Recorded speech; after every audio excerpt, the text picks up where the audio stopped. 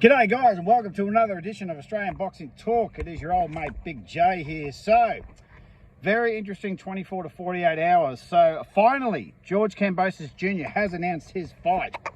It will be at Kudos Bank Arena at March 22nd. That's a Saturday in Australia. It'll feature George Kambosos Jr. fighting Dion Jordan at a 140-pound fight limit. George will be making his debut at 140 pounds, as we all know. George Kambosos is the former unified lightweight champion. Right. So a lot of criticism coming down, but I'll get to the rest of the card, which is actually quite strong. You've got Sky Nicholson defending her WBC featherweight title against Tiara Brown. That fight's been anticipated for about a year or so now. And then you've got the rematch between Nina Hughes and Shanika Johnson for Shanika's WBA bantamweight title, so 118 title.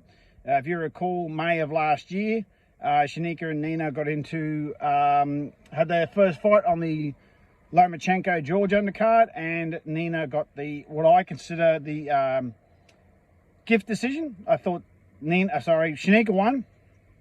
I thought Nina won. Initially, Nina was declared the winner by Lieutenant Dan Hennessy, but Lieutenant Dan made a mistake and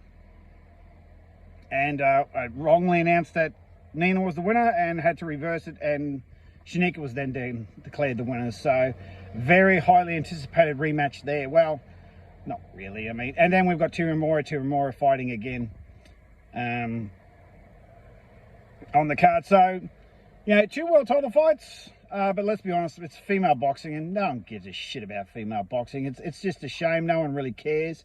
I mean, I don't think this is going to sell very well at all. I think they'll be lucky to get 5,000 people there. I mean, it seats. Tim Tszyu fought Tony Harrison there a few years ago, and they got 12,500 there. So I doubt George is going to get half that, because he's fighting an Indonesian, washed up, blown up featherweight.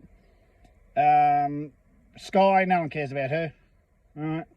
We all know the rumours concerning her and her the relationship with Eddie.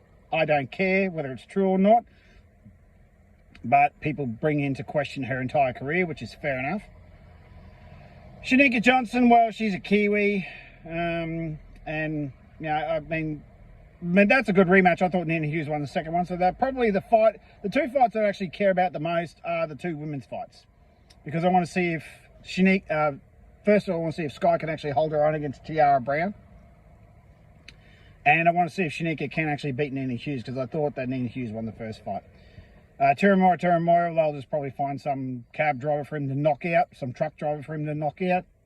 And that'll be it. So, you know, you've got to give Matchroom a little bit of credit. It is a solid card, but the problem is that I don't think it's going to sell very well, because the card it's a solid card for hardcore fans, but for casuals, no one's going to care, right? And that's where the money is. The money is in your casuals, right? The money is in the walk-bys. It's like any restaurant, right? Anyone will tell you that, like in the gym, they'll tell you that the money is in the casuals. The people just walk in the door casually.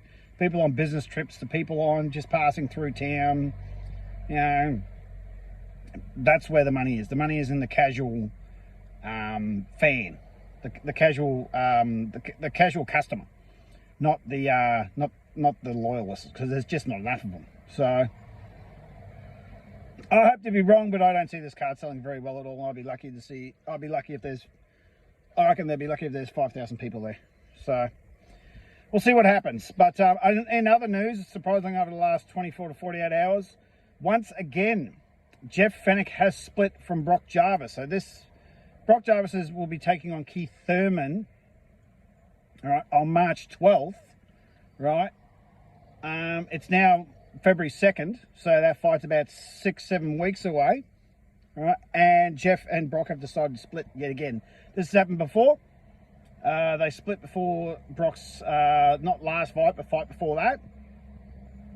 Pending differences, it was reported that Jeff wanted Brock to stay at the lighter weight, stay around the 130, 135, where, Brock decided that he wanted to go heavier. So, and you can see in many interviews, particularly with that chump Jay McAllister, who still continues to duck me. You saw in his interview that Jeff did not have the least bit of confidence in Brock to get past Keith Thurman, even though Keith Thurman is a washed up, blown up welterweight, or even a 140 pounder. Keith Thurman hasn't fought in 3 years. Is injury prone. Is 36 years old. It's going to be an interesting fight to see what sort of Thurman turns up. And Brock is no world-class fighter either. I mean, he got absolutely KO'd by Liam Paro in 90 seconds in their fight. But Liam Paro is a world-class fighter, and you would put Keith Thurman way levels above Liam Paro. But then again, Keith Thurman hasn't fought in 3 years. The Mexican before Brock fought Liam almost knocked him out. And then he got tagged again in the fight after Liam against the, I think it was a Filipino guy, right? So, unless Brock has competition that just stands there and lets him hit them, right? And lets Brock hit him, I don't know how this fight's going to go because Keith's been so inactive for so long. I mean, an in prime Keith would destroy Brock quicker than what Liam Paro did. So it's going to be a very interesting fight, but now I don't think the fight even happens because if Brock hasn't got a trainer, how's he going to prepare for the fight? So I don't even see this fight happening. I mean, it coming out of nowhere. It's a completely unnecessary fight. It gives Keith Thurman absolutely no credibility whatsoever fighting Brock Jarvis. We all know that No Limit wants to use Brock Jarvis as a sacrificial lamb to feed him to Keith Thurman to get the Tim Tszyu fight, right? Which again makes no sense because why would Tim Tszyu want to bother fighting yet another blown-up, washed-up welterweight to add to the 6 blown-up, washed-up welterweights he's already fought? Why would Tim Tszyu want to bother with Keith Thurman? Right? Tim Tszyu has bigger and better fish to fry than, an old, limping carcass that is Keith Thurman. So, and I mean, to be perfectly honest, Tim Tszyu beating Keith Thurman really doesn't give him any credibility. What, you beat an old, injury-prone, inactive fighter? Yay! Whoop-de-doo. Clap, clap, clap, Tim. I need to add to the 7 broken down, beat up fighters you've already fought. I don't think, if Tim wants any credibility in his career, I don't think he should go anywhere near Keith Thurman. I really don't. I don't see any rhyme or reason for Tim Tszyu to fight Keith Thurman. 5 years ago, of course, but 5 years ago, Keith Thurman would have destroyed Tim Tszyu. So, I don't see the point in it. I really don't. But getting off track, back to Brock Jarvis, I don't see this fight happening. Because if Keith doesn't turn up, now I'm concerned that Brock won't turn up because he hasn't got a trainer.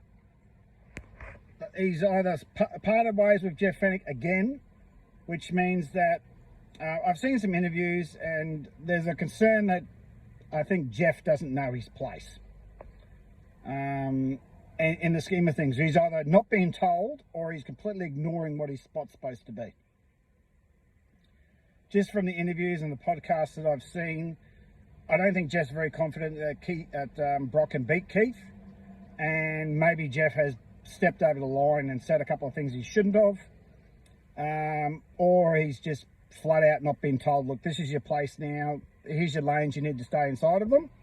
And I think maybe Brock's calling the shots more, going, well, I'm 27 now. I'm not a kid anymore. I decide what goes on.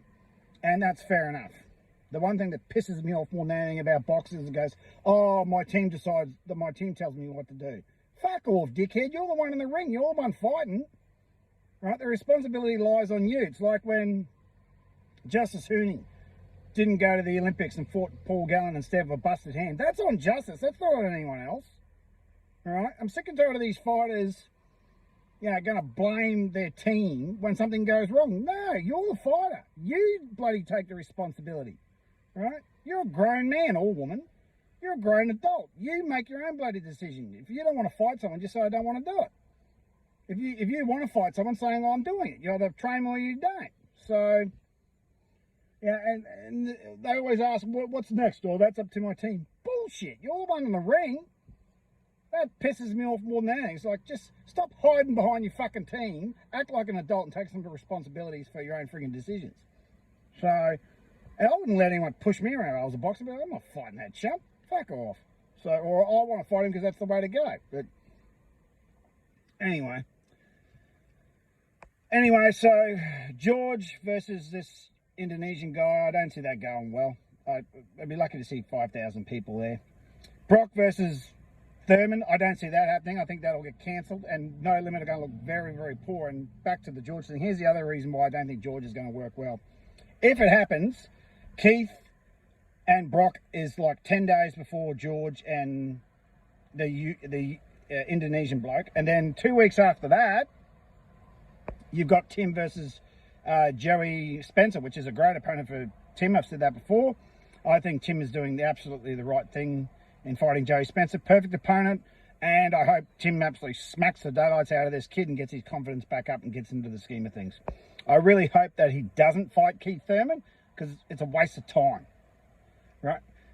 Yeah, it'll make money. He'll probably make a couple of million fighting him in Australia and all that good stuff. And, you know, we can all break out the old Keith, he's done himself a mischief shirts and all that sort of stuff again. But career-wise, it's like, mate, it's just another blown-up, washed-up welterweight to add to the 6 blown-up, washed-up welterweights you've already fought. So, anyway, so that's my thoughts for the day. So have yourselves a great day, guys. Tackle a bull, wrestle a croc, cut yourselves the fuck up.